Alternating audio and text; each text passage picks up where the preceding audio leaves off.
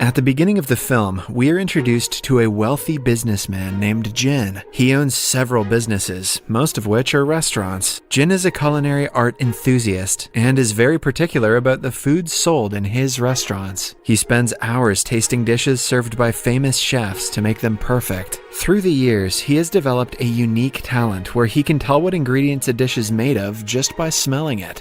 One day, he goes to a 5-star hotel that he is looking to buy. The first dish he is served is the famous beef Wellington, which is a specialty of the head chef. Jin tries a bite and spits it out, saying that the type of mushroom used in the dish is wrong. Similarly, he is served a plethora of different dishes, all of which are the chef's specials. However, each of them has one drawback or another that dissatisfies him. By the end of the hour, the head chef runs out of ideas and feels helpless. The staff also has no clue how to impress someone as picky as Jin.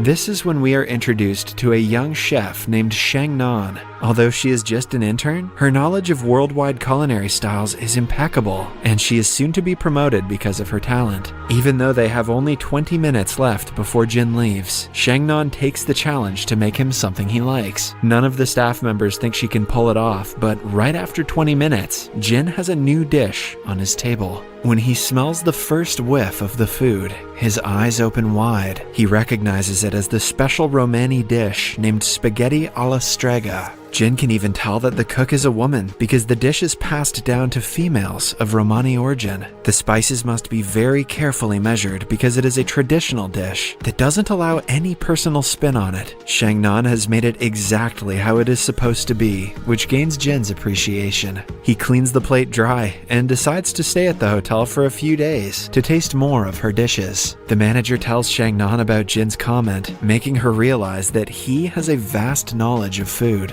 She takes it as a challenge and is ready to blow his mind with her cooking. Shangnan is also dating the restaurant's general manager. He takes advantage of her position and makes her cook food for him even on the days she is busy. One afternoon, after enjoying everything she made for him, he reveals that he wants to break up because she is too skinny for his liking. Shangnan is heartbroken, but she knows there's no point in arguing. Later that day, Jin is on his way out when he notices her sitting on his car's hood. He doesn't recognize her as the chef since he's never seen her face. Shangnan thinks the car belongs to her ex-boyfriend and scratches it to teach him a lesson. When Jin calls her out, she realizes she came to the wrong floor. She quickly apologizes and promises to paint it like new. At night, Shangnan gets drunk and climbs on the roof. At the same time, Jin is making ramen in his room. He believes that even the 2-minute noodle is a difficult dish to make, since one has to measure the ingredients and time precisely. Just when he is about to take a bite, someone falls on his balcony. It is none other than the drunk Shangnan, who has fallen from the roof. When she refuses to go out, Jin puts her into a suitcase and keeps her inside the elevator. She is found by 2 staff members who go into a frenzy, assuming that she is a dead body. In the following scene, Jin is locked inside a cell with other criminals. Shangnan is outside explaining what happened to the policeman. A while later, Jin's assistant arrives and bails him out. Jin hopes to never meet Shangnan again, but they cross paths the very next day. Shangnan is helping some kids when she accidentally touches a beehive. The bees attack Jin, making his face swell. Having had enough of her, he gives her a watch that will alert him if she is near him. Shangnan promises to run away as soon as she hears the alarm. Starting the next day, Jin orders several dishes to test the chef's talent. Shangnan impresses him with every single dish, but Jin is still unaware that she is the same girl he wants to stay away from. With time, he starts ordering food that is not even on the menu. Shangnan works until midnight and is very tired, but Jin doesn't show signs of exhaustion. Hence, she puts squid ink on one of the dishes, symbolizing that she is running away. Jin understands the message and stops ordering food for the night. He also sends her a letter asking her to be a good opponent instead of running away. The following day, Jin has to appear in an interview. The interviewer asks him questions about the suitcase scandal, making him uncomfortable. At the same time, Shangnan finds out the picky client is none other than the same guy she has to stay away from. Scared that her watch will ring, she tries to run, but falls into the swimming pool. For the next meal, Jin wants Shangnan to showcase her creativity. Instead of the name of the dishes, he sends her 3 themes that she is free to interpret however she likes. The themes are a time, a place, and a moment. For the first theme, Shangnan makes extremely spicy seafood, indicating summertime. Jin has a hard time eating anything spicy but is happy that she nailed the theme.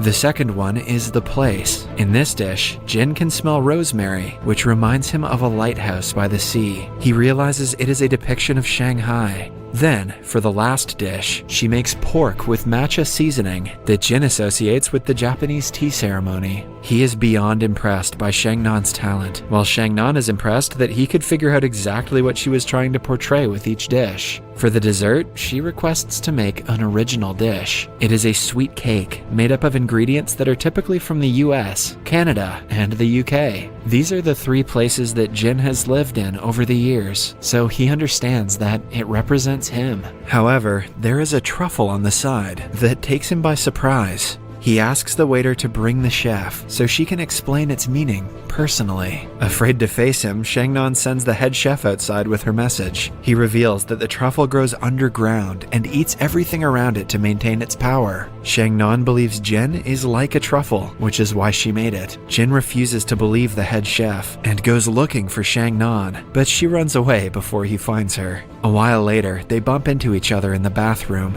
Jin smells the scent of food from her and recognizes her as the chef who has been cooking for him. The following day at work, he turns off his watch and catches her cooking in the restaurant's kitchen. Shangnan has to reluctantly admit that she is his chef. She also affirms that the truffle was to symbolize his arrogance. Jin gives it a thought and praises her for understanding him better than he understands himself. Later, he is in his room when he gets a call from his father, Mr. Liu. The man is so business-oriented that he frequently fails to be a father to Jin. Liu urges him to return to work as he has spent a lot of time in a single hotel. The next morning, Jin calls the room service to order his first meal of the day. However, he is told Shangnan is on sick leave. Not wanting to eat food cooked by anyone else, he goes straight to her apartment. He has even brought all the necessary ingredients so she can make the dish that he wants her to. Her home is messy, but Jin declutters and sets himself a table while she cooks. Shangnan is still weirded out by his appearance, but she sits down with him to eat. To her surprise, he asks her to eat in the kitchen because he prefers eating alone. She curses him for being arrogant before doing as told. When she comes out a while later, she finds Jin taking a nap on her couch. He has a hard time falling asleep anywhere else, but for some reason, her couch is very comfortable. Jin wakes up hours later and finds Shangnan sleeping on her bed. The next day, he comes again and makes her cook a different dish. After eating, he falls asleep again.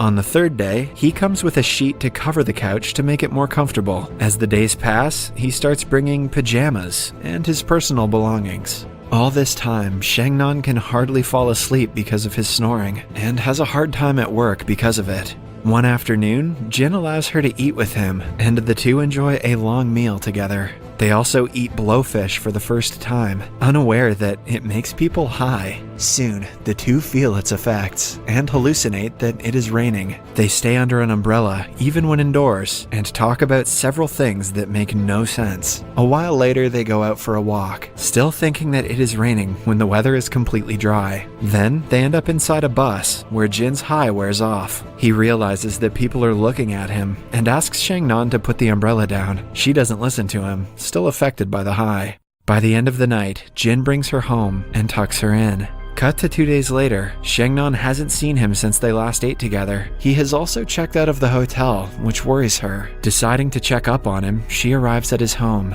To her surprise, he is enjoying a meal made by his personal chef of 7 years. The women instantly see each other as rivals and try to prove how important they are to Jin. In the end, an infuriated Shangnan storms off in anger. The next day, the other chef comes to meet Shangnan at work and asks her to be an assistant chef for Jin. Shangnan refuses, asking her to go away. At night, Jin comes to her apartment to apologize, but drives away at the last minute. He has never felt close to anyone in his life other than Shangnan, which is why he is scared of losing her. But he doesn't understand that it is love, and he pulls away. He goes to the restaurant the next day and fires all the kitchen employees. He has decided to buy the hotel, but since it doesn't live up to their standard management-wise, their company has decided to use it for something else. Jin tries to talk to Shangnan, but she doesn't want to listen to a word he has to say. During dinner, Jin asks his chef to join him. She is surprised because over the course of 7 years, he has never asked her to eat. She reveals that she only made one portion, like she always does. After she leaves, Jin gets a message from her, saying that she cannot be more than a personal chef to him.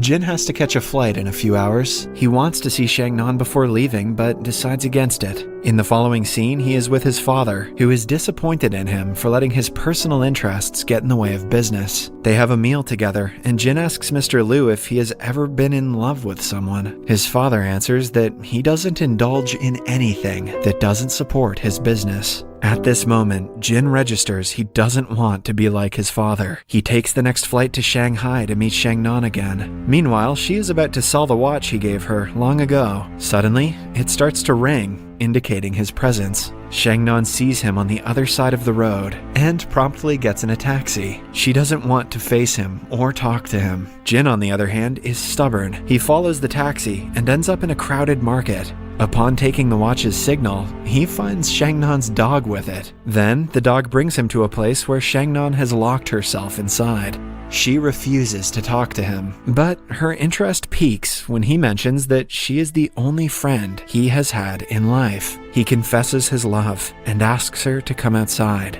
Shangnan even makes him say that she is the sexiest person in the world. After the interaction, they go to her apartment building, but Jin brings her to a different apartment because it has a better view of the sky. The movie ends as they watch the sunset together.